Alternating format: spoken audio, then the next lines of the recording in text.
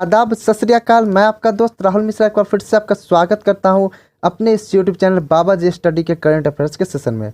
तो फ्रेंड्स, आज है 24 जून और 24 जून के इंपॉर्टेंट करंट अफेयर्स के क्वेश्चन को मैं इस वीडियो में डिस्कस करूंगा। तो फ्रेंड्स, आप पूरा सेशन बहुत ध्यान से देखिएगा, जो कि आपके आने वाले किसी भी वनडे कॉम्पिटिटिव एग्जाम, चाहे आपका एसएससी का एग्जाम हो, रेलवे का एग्जाम हो या डिफेंस के कोई भी एग्जाम की प्रिपरेशन कर रहे हैं, उसके हिसाब से यह सेशन काफ़ी इंपॉर्टेंट रहने वाला है। तो चलिए फ्रेंड्स, स्टार्ट करते हैं अपने करंट अफेयर्स के सेक्शन को। और यदि फ्रेंड्स आप इस करंट अफेयर्स की पीडीएफ फाइल प्राप्त करना चाहते हैं तो आप हमारे टेलीग्राम चैनल बाबा जी स्टडी से प्राप्त कर सकते हैं, जिसका लिंक आपको डिस्क्रिप्शन बॉक्स में दे रखा है। तो चलिए फ्रेंड्स, स्टार्ट करते हैं अपने आज की सेशन को। तो फ्रेंड्स, हमारा आज का पहला प्रश्न है कि हाल ही में हुए वर्ल्ड टेस्ट चैंपियनशिप का विजेता कौन रहा है। तो जी हाँ friends, world test championship WTC, जिसका कि कल अंत हो गया, यानी कि वर्ल्ड टेस्ट चैंपियनशिप का फाइनलिस्ट मिल गया कल। तो इसका जो विजेता रहा है वह न्यूजीलैंड रहा है, जिसने भारत को 8 विकेट से हराया है। जी हाँ friends, New Zealand world test championship का विजेता रहा है, यानी कि टेस्ट की वर्ल्ड कप का पहला विजेता न्यूजीलैंड बना है, जो कि कुल 144 साल बाद टेस्ट के वर्ल्ड कप का विजेता बना है। कौन? न्यूजीलैंड। आपको बता दें कि न्यूजीलैंड कुल 144 साल बाद टेस्ट के पहले वर्ल्ड कप का विजेता बना है, और न्यूजीलैंड ने अपना नाम first ICC test world cup विजेता वाली टीम में दर्ज कर लिया है। और इस टीम के कप्तान कौन थे? तो केन विलियमसन इस टीम के कप्तान थे। और हारने वाली टीम भारत के कप्तान कौन थे? तो हमारे स्टार बल्लेबाज विराट कोहली इस टीम के कप्तान थे। तो फ्रेंड्स, आपको बता दें कि इस टेस्ट वर्ल्ड चैंपियनशिप का जो फाइनल था उसके regarding man of the match किसे दिया गया। तो मैन ऑफ द मैच का अवार्ड आपको काइल जेमिसन को दिया गया। यह भी प्रश्न आपके लिए इंपॉर्टेंट हो जाता है कि वर्ल्ड टेस्ट चैंपियनशिप का मैन ऑफ द मैच का अवार्ड किसे दिया गया। तो बॉलर काइल जेमिसन को मैन ऑफ द मैच का अवार्ड दिया जाता है। तो फ्रेंड्स, यह आपका फर्स्ट वर्ल्ड टेस्ट चैंपियनशिप का आयोजन किया गया था, जो कि इंग्लैंड में किया गया था। तो मैं आपको फर्स्ट ICC ट्रॉफीज विनर के बारे में बता देना चाहता हूँ। तो सबसे पहले ODI की बात कर लेते हैं। तो आपकी फर्स्ट ODI ट्रॉफी कब हुई थी, यानी कि फर्स्ट ODI वर्ल्ड कप कब हुआ था? तो सन 1975 में फर्स्ट ODI वर्ल्ड कप हुआ था, जिसका विजेता आपका वेस्ट इंडीज रहा था। फिर आपका फर्स्ट T20 वर्ल्ड कप कब हुआ था? तो फर्स्ट T20 वर्ल्ड कप आपका 2007 में हुआ था, जिसका विजेता आपका इंडिया रहा था, जिसके कप्तान आपके MS धोनी साहब थे। और आपका तीसरा फर्स्ट टेस्ट वर्ल्ड कप का आयोजन कब हुआ था? तो फर्स्ट टेस्ट वर्ल्ड कप का आयोजन सन 2021 में हुआ, जिसका विजेता आपका न्यूजीलैंड रहा और जिसके कैप्टन केन विलियमसन रहे। तो फिर इस प्रश्न से आपको इतनी जानकारी मिलती है। तो अब बढ़ते हैं अपने अगले प्रश्न की ओर, परंतु उससे पहले मैं आपको एक और फैक्ट बता देना चाहता हूँ कि यह विजेता न्यूजीलैंड रहा है। तो अब न्यूजीलैंड के बारे में जान लेते हैं। तो न्यूजीलैंड तो वैसे तो देखा जाए तो भारत की तुलना में क्षेत्रफल और जनसंख्या दोनों में कम है, लेकिन इसने कल रात भारत को हराकर वर्ल्ड टेस्ट चैंपियनशिप का खिताब अपने नाम कर लिया है। तो न्यूजीलैंड की कैपिटल कहाँ है? तो न्यूजीलैंड की कैपिटल वेलिंगटन है। इसके PM कौन है? तो जेसिंडा अर्जन न्यूजीलैंड के PM है। न्यूजीलैंड की मुद्रा क्या है? तो न्यूजीलैंड डॉलर न्यूजीलैंड की मुद्रा है। और न्यूजीलैंड की लैंग्वेज क्या है? तो इंग्लिश न्यूजीलैंड की लैंग्वेज है। तो फिर इस प्रश्न से आपने इतनी जानकारी मिलती है। अब बढ़ते हैं अपने अगले प्रश्न की ओर।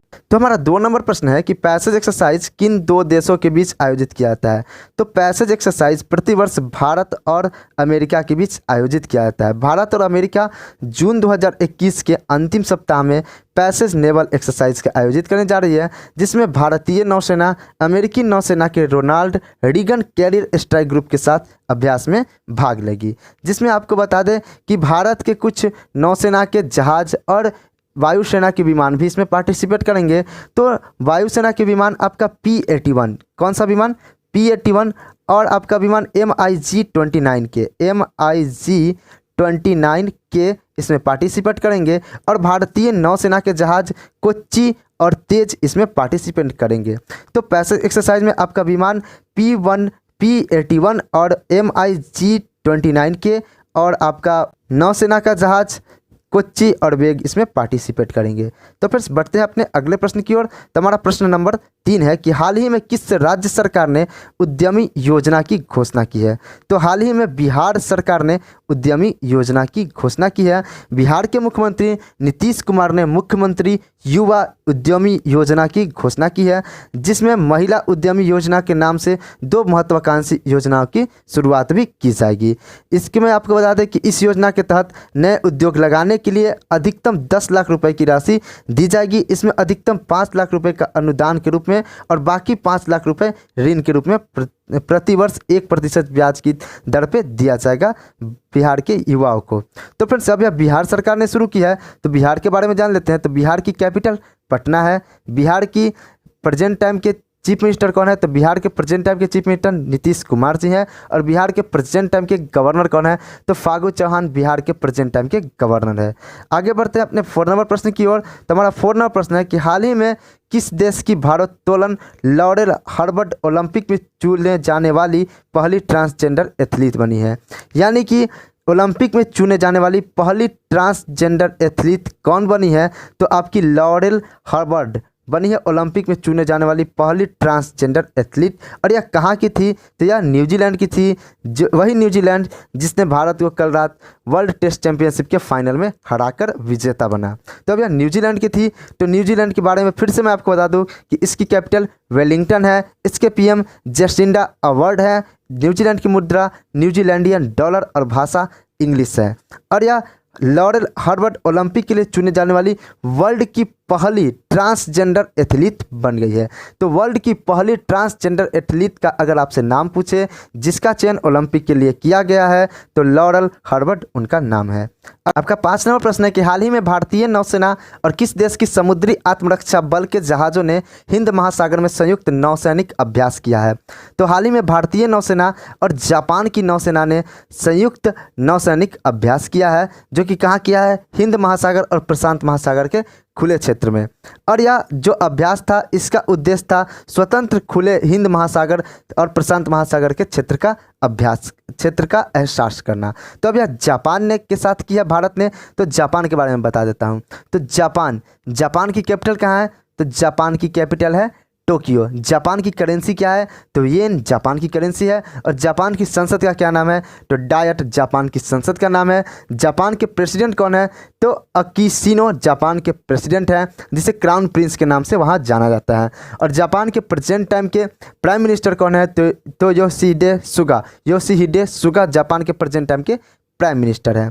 आगे बढ़ते हैं अपने 6 नंबर प्रश्न की ओर कि हाल ही में किस राज्य सरकार ने कृषि विविधीकरण योजना की शुरुआत की है? तो हाल ही में गुजरात राज्य सरकार ने कृषि विविधीकरण योजना की शुरुआत की है। गुजरात के मुख्यमंत्री विजय रूपाणी ने कृषि विविधीकरण योजना 2021 लॉन्च किया, जिससे वन बंधु आदिवासी क्षेत्रों के किसानों का लाभ होगा। यह आदिवासी क्षेत्रों में कृषि को सतत और लाभदायक बनाने का प्रयास करती है।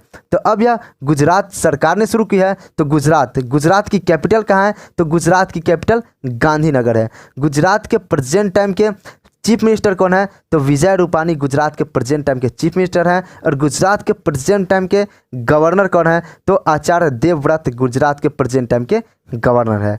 अगला प्रश्न 7 नंबर प्रश्न देखते हैं कि हाल ही में मूडीज इन्वेस्टर सर्विस के अनुसार 2021 में भारत की विकास दर क्या रहने की घोषणा की गई है? तो मूडीज इन्वेस्टर सर्विस के अनुसार भारत की विकास दर 2021 में 9.6% रहने की घोषणा कर दी गई है, जो कि पहले आपका 13.9% से घटकर 9.6% रह गई, जिसका जो मुख्य वजह है वह कोरोना वायरस का होना है, जिस कारण भारत की विकास रेट रुक गई है या शिथिल हो गई है। आगे बढ़ते अपने 8 नंबर प्रश्न की ओर। तो हमारा 8 नंबर प्रश्न है कि हाल ही में किस राज्य सरकार ने अधिक बच्चे पैदा करने के लिए प्रोत्साहन की घोषणा की है? तो हाल ही में मिजोरम सरकार ने अधिक बच्चे पैदा करने वालों के लिए प्रोत्साहन की घोषणा की है। आपको बता दें कि मिजोरम के खेल मंत्री रॉबर्ट रोवानिया रॉटे ने अधिक बच्चे पैदा करने वालों के लिए 1 लाख रुपए की नगद प्रोत्साहन की घोषणा की है। तो यह घोषणा क्यों की गई है? तो इसका भी एक महत्व है। वहीं जहां दूसरी सरकार बच्चे पैदा करने पर रोक लगा रही है, असम की सरकार 2 से ज़्यादा बच्चा पैदा करने वालों को चुनाव लड़ने या किसी भी सरकारी संस्थानों में उनके जॉब वगैरह में रोक लगा रही है कि अगर उनके 2 से ज़्यादा बच्चे होंगे तो उनके बच्चों का जॉब नहीं लगेगा सरकारी वैकेंसी में। वहीं यहाँ पे मिजोरम सरकार यह छूट दे रही है कि आप ज़्यादा से ज़्यादा बच्चे पैदा करें। तो इसके पीछे की वजह क्या है?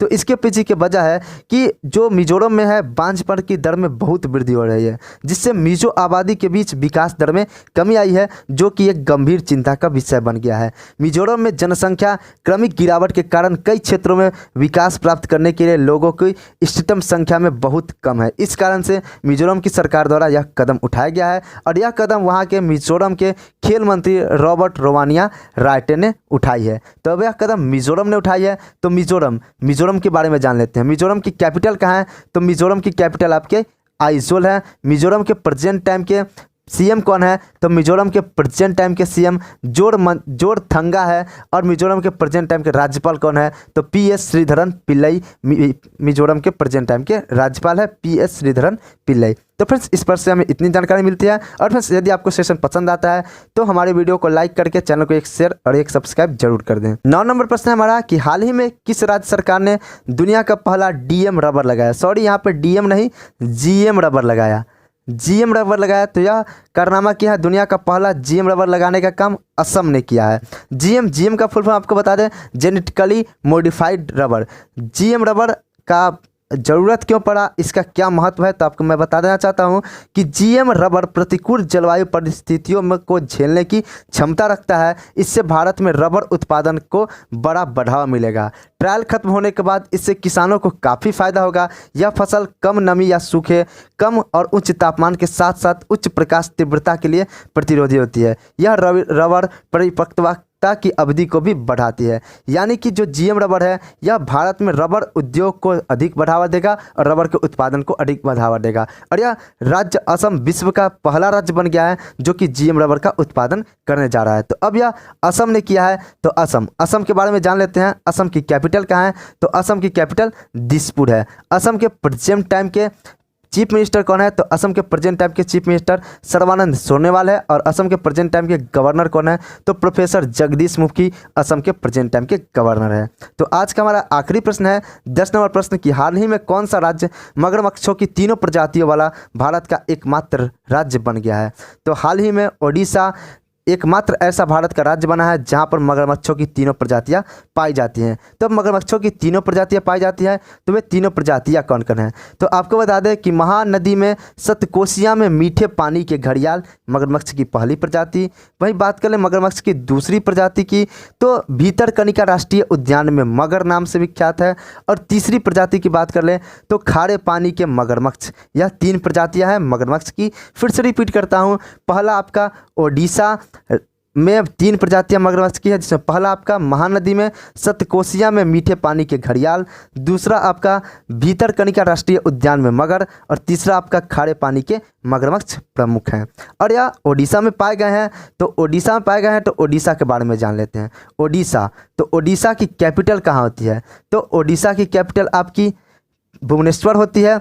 और ओडिशा के प्रेजेंट टाइम के चीफ मिनिस्टर कौन है? तो ओडिशा के प्रेजेंट टाइम के चीफ मिनिस्टर नवीन पटनायक जी हैं। और ओडिशा के प्रेजेंट टाइम के गवर्नर कौन है? तो गणेशी लाल ओडिशा के प्रेजेंट टाइम के गवर्नर हैं। तो फ्रेंड्स मैं उम्मीद करता हूं कि आपको यह सेशन काफ़ी पसंद आया होगा। मैंने टोटल 10 क्वेश्चन की सीरीज करंट अफेयर्स की कंप्लीट की, जिसके राउंड फिगर के रिगार्डिंग जितने भी इंपॉर्टेंट स्टैटिक फैक्ट्स थे उसको मैंने आपके साथ डिस्कस किया। तो फ्रेंड्स आप इसी तरह के वीडियोज़ के लिए हमारे चैनल के साथ बने रहें और हो सके तो वीडियो को लाइक, चैनल को सब्सक्राइब और वीडियो को एक शेयर जरूर कर दिए। तो मिलते हैं अपने नेक्स्ट वीडियो में, तब तक के लिए जय हिंद, जय भारत, वंदे मातरम।